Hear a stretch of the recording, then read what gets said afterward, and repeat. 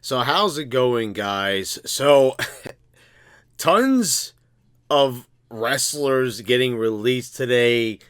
Fans, goofball fans on the internet, all over Twitter, you name it, Instagram, losing their minds about the fact that 18 WWE talents have been released. It's the end of the world. WWE is horrible. Vince McMahon is the devil. We've all heard it time and time again. I mean, there's really no surprise here. I mean, they did tons of releases. Even a big star like Bray Wyatt, Braun Strowman getting released. So, I mean, is it really that much of a surprise that we have these stars getting released? So who was released? You might not know. Some people don't follow wrestling that watch this channel, as I know, and they kind of count on me to review the shows for them. Even though I only do SmackDown and pay-per-views, I don't even look at Raw or NXT or AEW, really.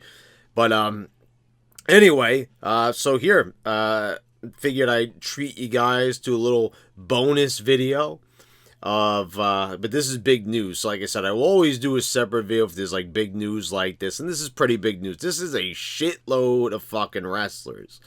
But do I think it's horrible?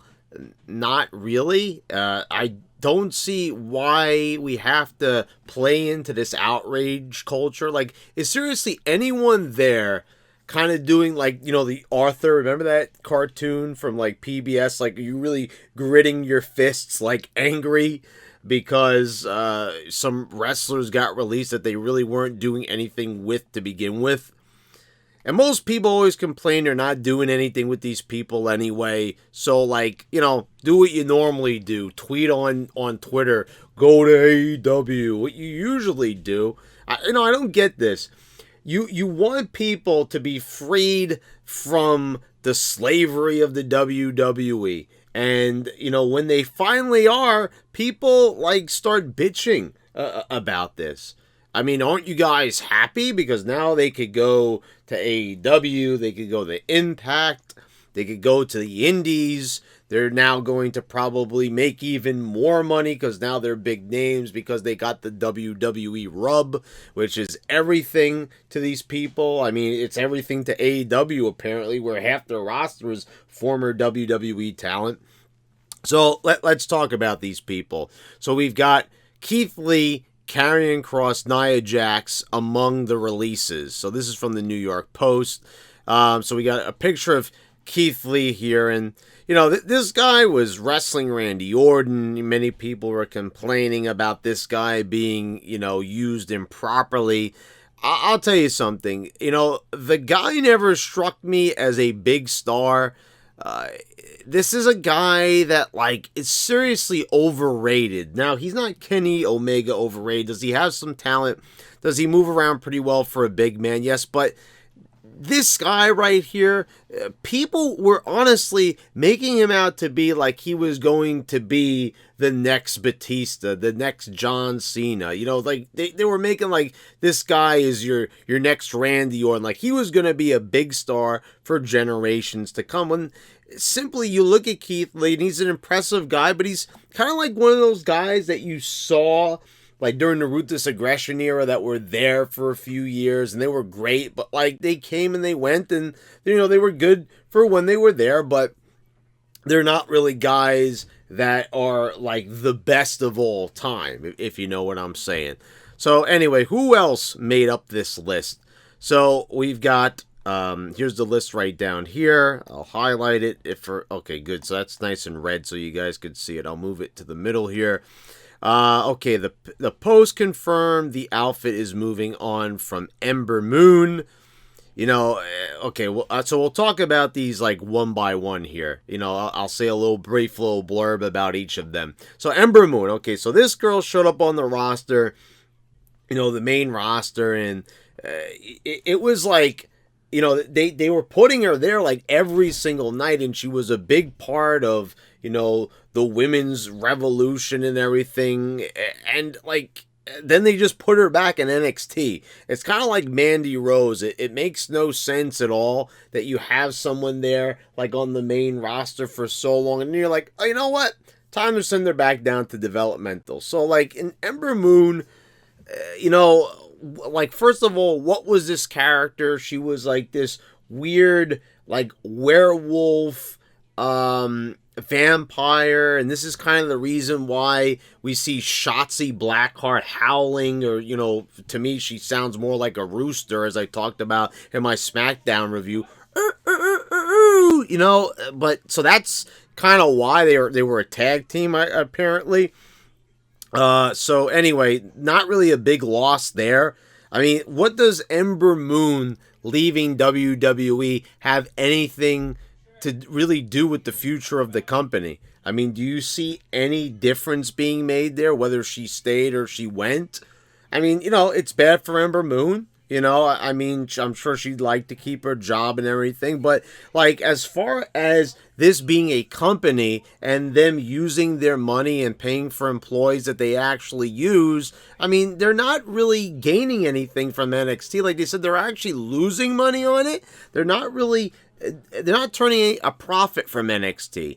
So you have Nick Khan here, who's helping Vince McMahon with the financials. He's trying to get money down. He's trying to get Vince McMahon top dollar for his company, getting him all the best deals, getting him the Peacock deal, all these type of deals. And, you know, you got to really just say that this is really a good move. I mean, to do these releases from a business standpoint.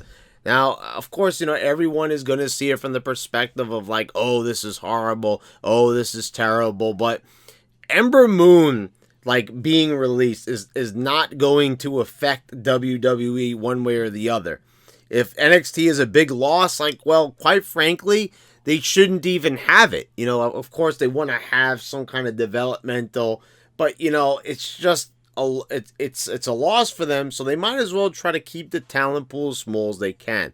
Keith Lee, I already talked about this guy. You know, they turned him into the Bearcat. I kind of, you know, was thinking of you know, Big Cat Ernie Ladd with that kind of name, but like you could just tell, like all of a sudden they just repackaged this guy out of nowhere after him being on TV for months.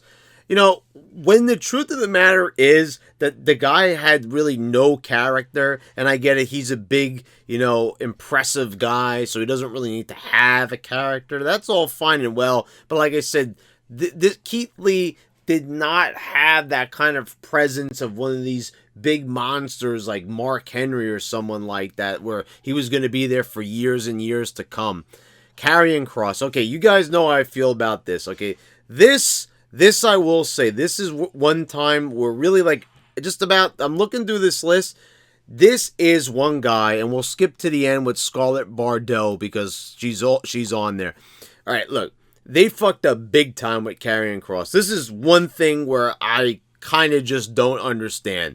This is a guy, he has the build, he has the look, he can talk. I know there was some kind of controversy with Adam Cole. But, you know, everything coming from the dirt sheets and all the information, who the hell knows what's even true anymore? You hear so many different things. But Karrion Cross was a talented guy. They put a helmet on him. They dressed him up as a gladiator. You know, I get it. They wanted to play into that name, Karrion Cross, which has this Greek mythology thing. So, you know, because I actually, you know, looked it up and was like, why are they calling him Karrion Cross? What is the reason behind that name? And there is a reason behind that name. You could Google it. But I mean, coming out with the helmet, and like, why was like Scarlett not with him? It didn't make any sense. It, you know, it made sense to have the hot chick with the impressive looking guy. You know, it would have added to the guy's presentation. I mean, you already have a guy that just speaks volumes by just standing there in the entranceway.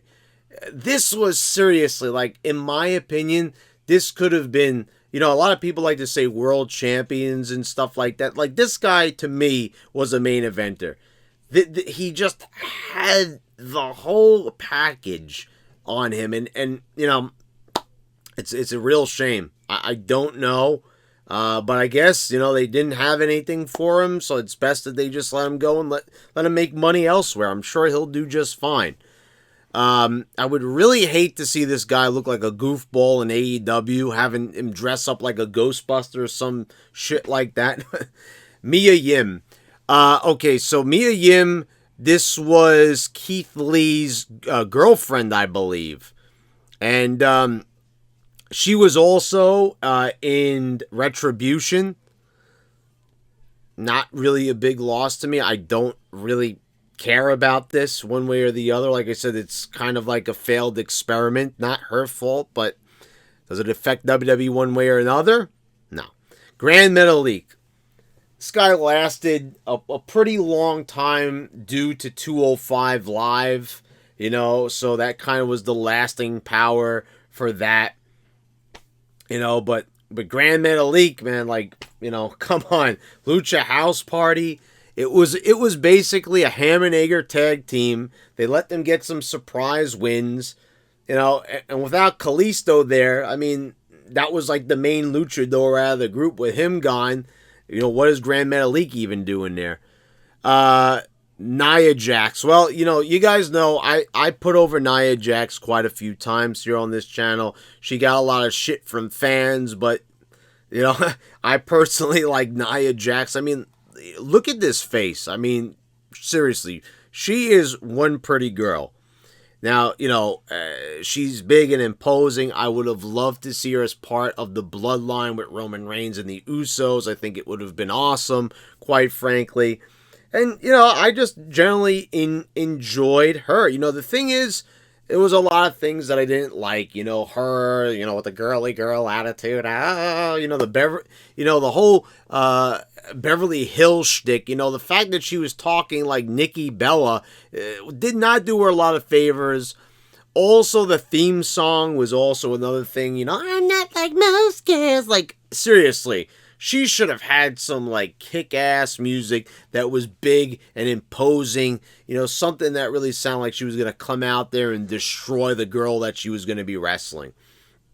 I think there's really a failed opportunity there. There was rumors out there about her not wanting to get vaccinated, but she denied those rumors, saying that they didn't mention anything to her when she got released.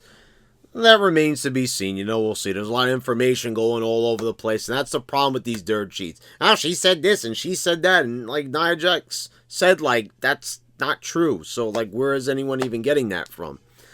Lince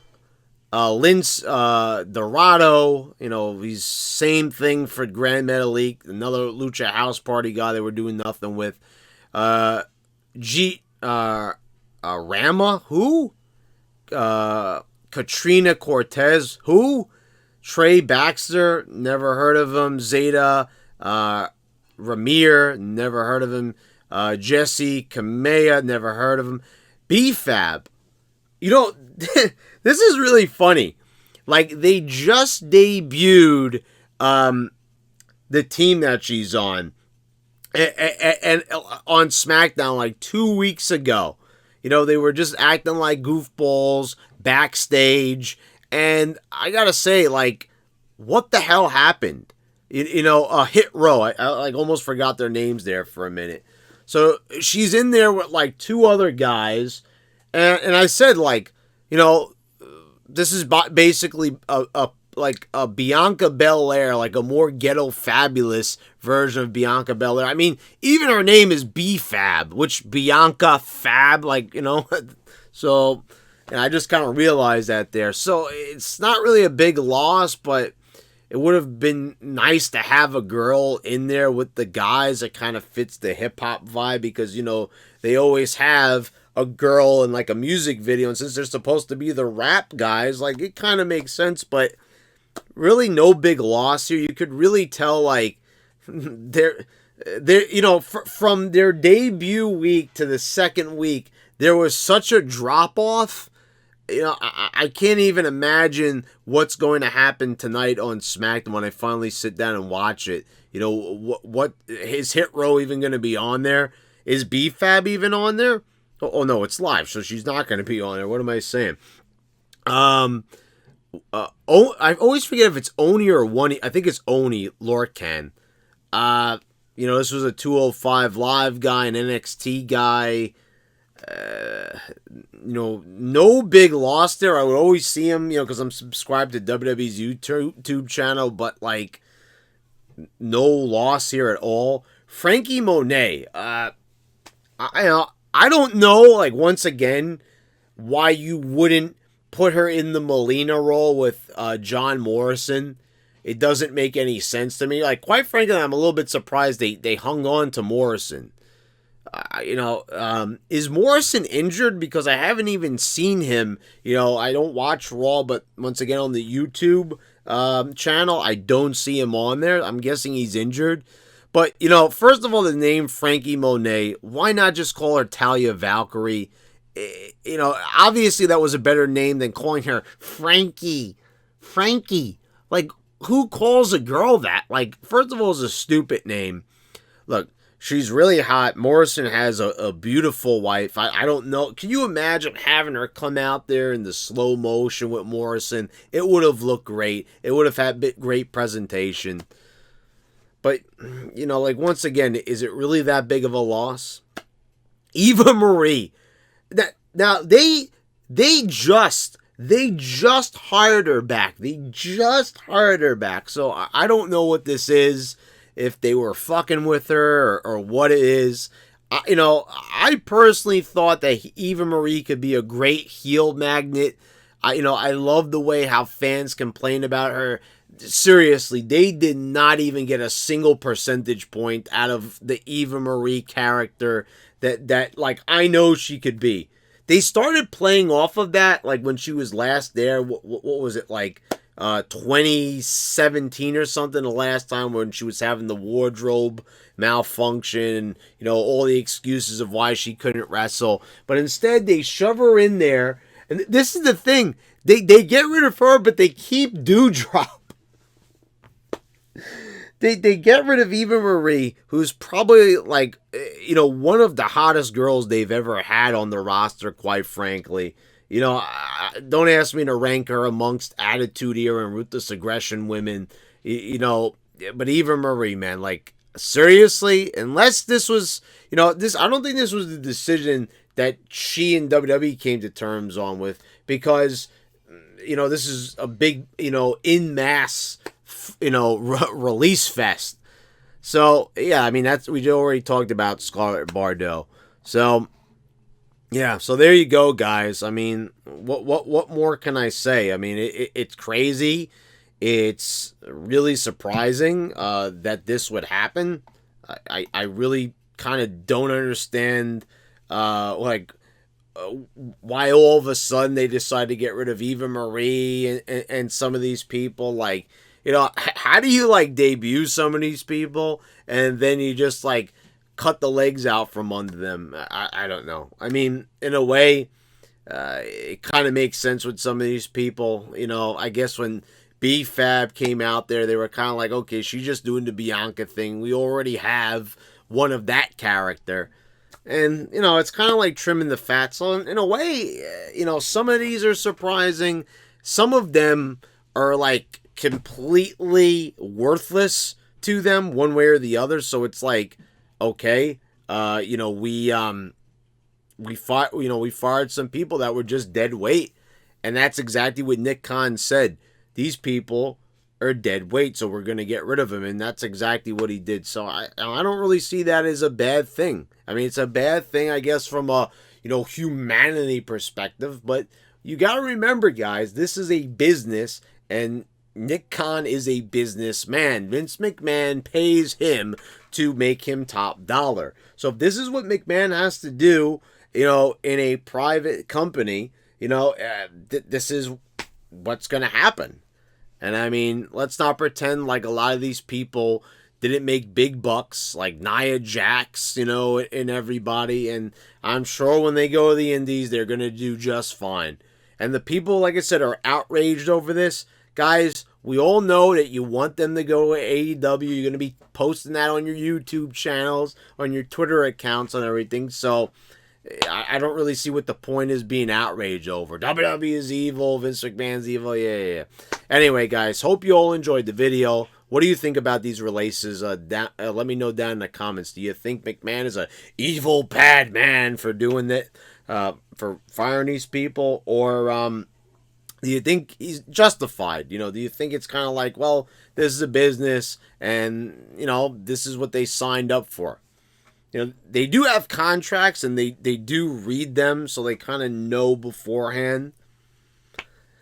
Anyway, guys, hope you all enjoyed it. Please subscribe if you haven't already. Click the bell so you get all notifications when I post all my new videos. I want to thank all my patrons for your continued support. And thanks again, guys.